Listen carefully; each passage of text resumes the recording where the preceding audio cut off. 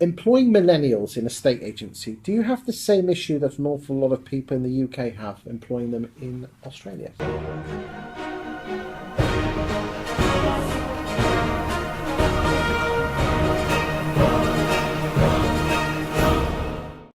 Yeah, the challenge that we've got is, and I don't know who it is, Christopher, but someone has lied to a big group of people and told them, you don't have to work hard, you've just got to work smart.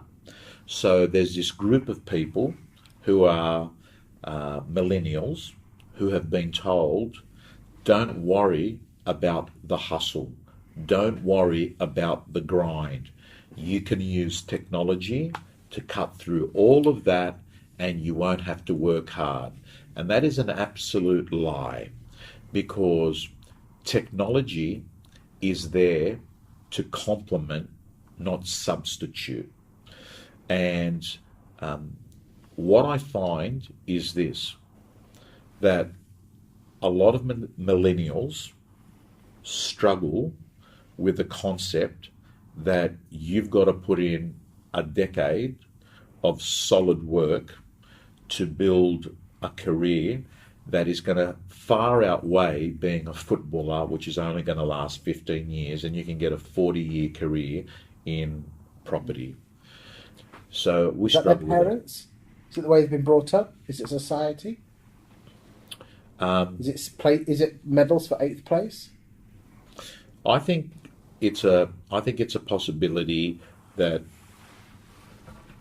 look, it's a difficult one to say, because I'm pleasantly surprised sometimes, because sometimes people come along that are young, that have got that look in their eye that says, I won't go to sleep till I win. And there is plenty of those. Like, I look at my own business and I look at a lot of the young people, like, Josh Tesselin, that, I recently interviewed, 23 years of age, wrote $1 million in fees. And, a lot of these people have decided that they're not going to go work for a corporation and slave 9 to 5, but they'd rather hustle and grind 24/7, build their own real estate career, have uncapped earnings, have control of their life, be able to show their own creativity. So there is a group of people. What did he do? What makes him so different? Is it upbringing? His parents, what's his story? His parents were self-employed business people. He went to university, off my top of my head. He dropped out of university and looked around at what are the options that he could use. And I think a lot of it's got, I was talking to Sanjay today over lunch, and I'm very mindful of it myself, because I come from a background where my parents, from a financial perspective, had very little, right? That we had unbelievable love, but we had very little money. And what that created is this unmet need in me wanting money, because I saw money as being something that would give me freedom. Ironically, it hasn't worked out exactly that way, because, one of the things I've learned is when you build a business that's based on your brand, freedom is something that you might lose, because everyone wants you. Of course they do. Because you're the product. Yes. Right? I'm not an Apple shop, right? I'm the product. So what actually happens is, ironically, the goal that I wanted, which is freedom, is something that is still elusive to me. But I look it's a nice freedom. I mean, you're on Park Lane here in the Finer Country offices, and you study London. Yeah. I mean... Do you like the adulation? I used to like it a lot more than before. Now, look, because you have to understand, there's haters as well as admirers. Okay. And what I've learned is this: people are going to judge you, so you just do your own thing. Do you think? I haven't looked at a feedback sheet at a conference event for a decade. Okay, so let's bring it back to millennials. Do you think millennials are looking for that affirmation and that pat on the back? I mean, is the responsibility, if they've been brought up appallingly by their parents and being given, medals for coming 8th place, and they can get what they want because their parents ring up the headmaster and shout at them until they get what they want.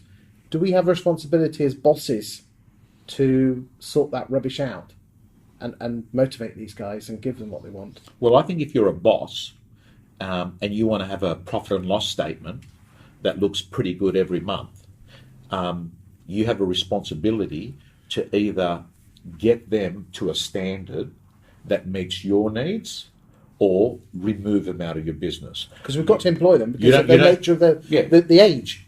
You don't have the responsibility to actually replace what their parents may or may not have done, right? You don't have that responsibility. But Chris, here's the deal. The deal is this: if you've told a kid that everything is good, everything is fine, and they are brought up that way, and then all of a sudden they're 25, 30, and they're being smashed in the marketplace, and they start thinking, you know what? I'm the problem. I can see why they're the problem. They start thinking to themselves, hey, I always thought I was great. My parents told me I was great, but it appears that I'm not great. I'm being smashed by other people. I think that if you're an employer, what you do is that you prospect, like your estate agents are prospecting for listings. If you're an employer, what you're doing is you're prospecting for that young estate agent, that young guy or girl that has that look in the eye that basically says, I might not win today, I might not win tomorrow, but I will win. That you are out on the hustle, hunting and prospecting for that group of people. That's what you should do.